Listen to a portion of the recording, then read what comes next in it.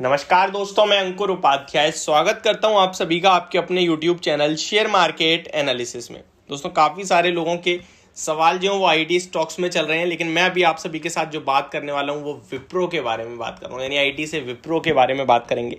अगर विप्रो की बात करें तो लगभग ये स्टॉक 394 के लेवल्स पे आपको क्लोजिंग देता हुआ दिखाया आज के सेशन में, और फ्रेश 52 वीक लोज के आसपास ही ऑलरेडी ट्रेड कर रहे हैं सारे आईटी स्टॉक्स। किसी ने कोई लगा रहा है, कोई लगा चुका है, कोई अपने लोस के पास आ रहा है, लाइक टीसीएस, इन्फोसिस, ये ऑलरेडी अभी लगा चुके हैं। विप्रो तो बहुत पहले ही लगा चुका था, अभी दोबारा अपने लोस पे आ रहा है।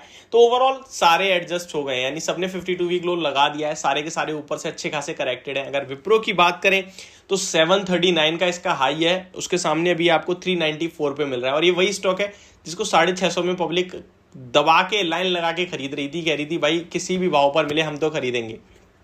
आज इस स्टॉक को 394 रुपए पे भी पब्लिक खरीदने में डर रही है। पूछो क्या रीजन है, तो बोलता है कोई ग्रोथ स्लो हो रही है कंपनी में, कोई बोलता है कि अब कंपनी में पहले जैसी जान नहीं रही, कोई बोलता है रिसेशन आ रहा है यूएस में, अमेरिका से प्रॉब्लम है। तो सच्चाई क्या है इसके बारे में जाने उससे पहले मैं जो देख पा रहा हूँ वो ये कि काफ़ी सारे ऐसे लोग हैं जो बोल रहे हैं कि 300 तक जाएगा शेयर या 250 तक जाएगा शेयर। तो इसके पीछे का एक सिंपल सा रीज़न दूंगा मैं आपको कि कितना गिर सकता है। तो सबसे पहले तो स्टॉक में 380 के पास स्ट्रॉन्ग सपोर्ट है, अगर वो ब्रेक करता है तो डेफिनेटली स्टॉक 350 तक जा सकता है, नो डाउट। बट अगर आप यहां से कैलकुलेट करें तो 380 टू 350 में देखूं तो लगभग यहां से हो जाएगा 15% के समथिंग। और आपके पास आपकी पोर्टफोलियो में जो ऑन एन एवरेज भी पब्लिक के पास है वो लगभग उसने एवरेज करा है, उसके बावजूद भी 500 रुपए से सस्ता तो है नहीं किसी पे, यानी आप ऑलरेडी अभी 20% से ज्यादा का लॉस बियर कर रहे हो आई थिंक आईटी स्टॉक्स में, और इन विप्रो में स्पेशली। अगर आप ऑलरेडी इतना लॉस बियर कर रहे हो, इतना समय दे चुके हो, इतना पेन झेल चुके हो, तो मेरे हिसाब से अब आपके लिए बेचने के समय नहीं है। क्यों? क्योंकि सब नेगेटिव चीजें जो भी है वो स्टॉक के प्राइस में प्राइस्ड इन है। या फिर आप आईटी स्टॉक्स में देखो या विप्रो में देखो, सब कुछ प्राइस्ड इन दिखेगा आपको इस समय।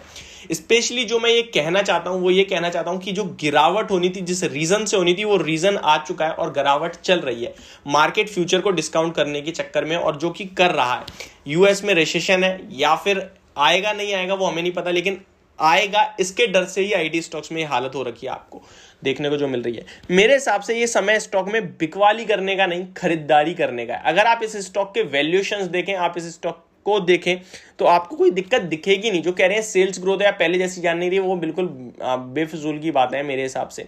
तो इसी के बारे में डिटेल में समझाने की कोशिश करता हूं। जिसके पास है उसे रखना चाहिए, और क्यों रखना चाहिए वो बताता हूं।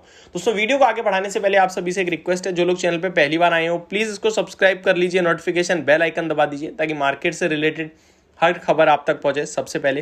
एंड गाइस, ये वीडियो इन्फॉर्मेटिव लगे तो प्लीज इसको लाइक कर देना ताकि मुझे मोटिवेशन मिलती रहे।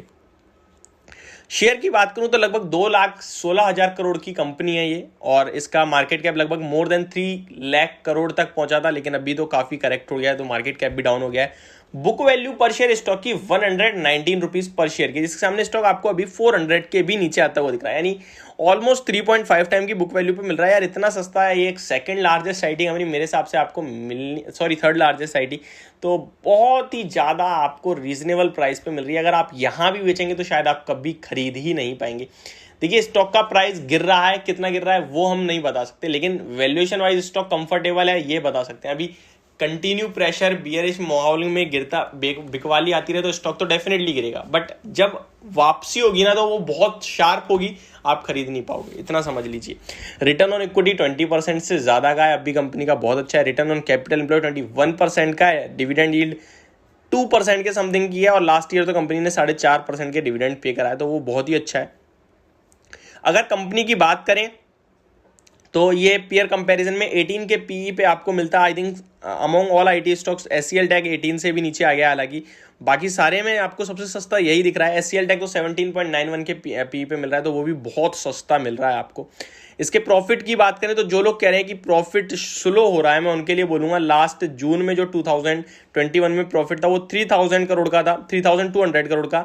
सितंबर के क्वार्टर में 2900 करोड़ का हुआ, दिसंबर में 2970 करोड़ का, मार्च में 3092 करोड़ का दोबारा से है, तो कोई ऐसी ग्रोथ स्लो नहीं हो रही है, वही चल रहा है। ईयर ऑन ईयर बेसिस पे बता देता हूँ मैं आपको, 2018 में कंपनी ने पैट जनरेट करा 8000 करोड़ का, 19 में 9000 करोड़ का, 20 में 9772 करोड़, 21 में 10868 करोड़ का एंड 22 में 12243 करोड़ का।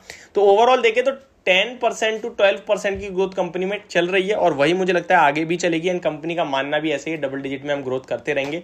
तो निश्चिंत हो गया, आपको कहीं ना कहीं बने रहने की ही सलाह होगी और होल्ड करें स्टॉक को। ये जो लेवल चल रहे हैं आपके लिए ड्रीम लेवल्स भी हो सकते हैं और यहाँ पे बिकवाली करने की सलाह बिल्कुल नहीं होगी। बस हाँ, समय लग सकता है, आप समय दे सकते हैं, तो डेफिनेटली आपको डरने घबराने की कोई बात नहीं है। तो ये मेरी वीडियो विप्रो के स्टॉक को लेकर, होप आपको वीडियो समझ में पसंद दोनों आई होगी।